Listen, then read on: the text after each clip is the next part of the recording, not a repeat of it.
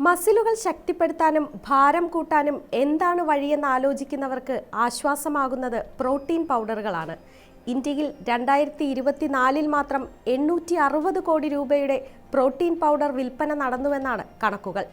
എന്നാൽ ജിമ്മിൽ കഠിന വ്യായാമം ചെയ്യുന്നതിനൊപ്പം എന്ത് വില കൊടുത്തും പ്രോട്ടീൻ പൗഡറുകൾ വാങ്ങി ഉപയോഗിക്കുന്നവർ ഇത് കേൾക്കണം. നിങ്ങളുടെ കൈകളിലെത്തുന്ന പ്രോട്ടീൻ പൗഡറുകളെ വിശ്വസിക്കേണ്ട. കാരണം എന്തെന്നല്ലേ, നമ്മുടെ രാജ്യത്ത് വിൽക്കുന്ന പ്രോട്ടീൻ പൗഡറുകൾക്ക് പ്രതീക്ഷിക്കുന്ന നിലവാരമില്ലെന്നാണ് പഠനങ്ങൾ സൂചിപ്പിക്കുന്നത്. നിലവാരം കുറവ്, ഉയർന്ന അളവിലുള്ള പഞ്ചസാര, തെറ്റിദ്ധരിപ്പിക്കുന്ന ലേബലുകൾ എന്നിവയാണ് ഗവേഷകർ ചൂണ്ടിക്കാട്ടുന്ന പ്രധാന പ്രശ്നങ്ങൾ. മെഡിക്കൽ ആവശ്യങ്ങൾക്ക് ഉപയോഗിക്കുന്ന 18ഓളം മെഡിക്കൽ വേ പ്രോട്ടീൻ പൗഡറുകളും പോഷകാവശ്യങ്ങൾക്കായി ഉപയോഗിക്കുന്ന 16ഓളം വേ പ്രോട്ടീൻ പൗഡറുകളുമാണ് പഠന വിധേയമാക്കിയത്. മെഡിക്കൽ ആവശ്യങ്ങൾക്കായി ഉപയോഗിക്കുന്ന പ്രോട്ടീൻ പൗഡറുകളിൽ 100 ഗ്രാം എടുത്താൽ അതിൽ 29 ഗ്രാം പ്രോട്ടീൻ മാത്രം അടങ്ങിയിരിക്കുന്നതായി കണ്ടെത്തി.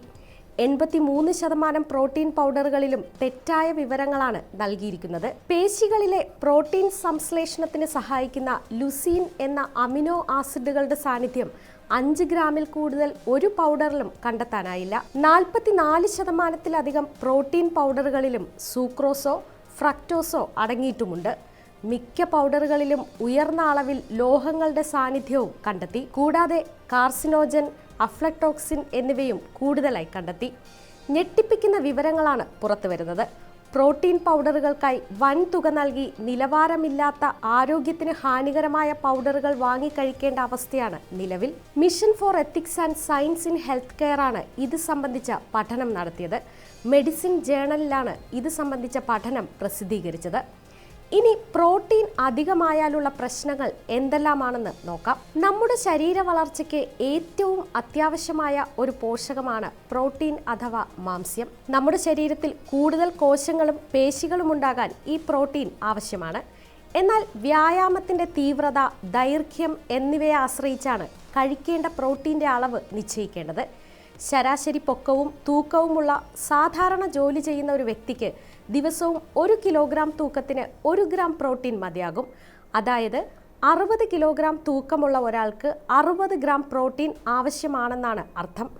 പ്രോട്ടീൻ നിരന്തരം കഴിച്ചാൽ ഗൗട്ട്, വൃക്കയിൽ കല്ല്, ക്യാൻസർ എന്നിവ ഉണ്ടാകാൻ സാധ്യതയുണ്ട്. കൂടാതെ അമിതമായി പ്രോട്ടീൻ ഉണ്ടെങ്കിൽ രക്തത്തിലെ ആസിഡ് ലെവൽ കൂടും. അത് ശരീരത്തിലെ കാൽസ്യവുമായി ചേർന്ന് എല്ലുകളുടെ ബലം ക്ഷയിക്കാൻ സാധ്യതയുണ്ട്. അമിതമായാൽ വൃക്ക, കരൾ, എല്ലുകൾ എന്നിവയും ബാധിക്കും. പ്രധാനപ്പെട്ട പല സൂക്ഷ്മ പോഷകങ്ങളും പ്രോട്ടീൻ പൗഡറുകളിൽ ഇല്ല എന്നുകൂടി ഓർക്കണം. അമിതമായ അളവിൽ വേ പ്രോട്ടീൻ കഴിച്ചാൽ ലാക്ടോസ് ഇൻടോളറൻസ്, കുടലിന് അസ്വസ്ഥതകൾ, വയർ വീർക്കുക, വൃക്കയിലെ കല്ലുകൾ എന്നീ ആരോഗ്യ പ്രശ്നങ്ങൾ ഉണ്ടാകാനും സാധ്യതയുണ്ട്. പ്രോട്ടീൻ ഉയർന്ന തോതിലുള്ള ഭക്ഷണം ശീലമാക്കുമ്പോൾ ശരീരത്തിന് വളരെ അത്യാവശ്യമായ കാർബോഹൈഡ്രേറ്റ്, നാരുകൾ, വൈറ്റമിനുകൾ, ധാതുക്കൾ എന്നിവയുടെ അപര്യാപ്തതയ്ക്കും സാധ്യതയുണ്ട്. ഇതിലൂടെ മലബന്ധം, കുടൽ വീക്കം എന്നിവയും ഉണ്ടാകാം. എന്തായാലും ഞെട്ടിക്കുന്ന പഠനങ്ങളാണ് പുറത്തു വന്നിരിക്കുന്നത്. പ്രോട്ടീൻ പൗഡർ ഉപയോഗിക്കുന്നതിന് മുമ്പ് നിങ്ങളുടെ ശരീരത്തിന് ആവശ്യമായ പ്രോട്ടീൻ്റെ അളവ് എത്രയാണെന്ന് ഒരു ഡോക്ടറുമായോ ഡയറ്റീഷ്യനുമായോ ചർച്ച ചെയ്ത് മനസ്സിലാക്കിയിരിക്കണം. ഓർക്കുക, പ്രോട്ടീൻ പൗഡർ ഭക്ഷണത്തിന് പകരമല്ല, അതൊരു പോഷക സ്രോതസ് മാത്രമാണ്.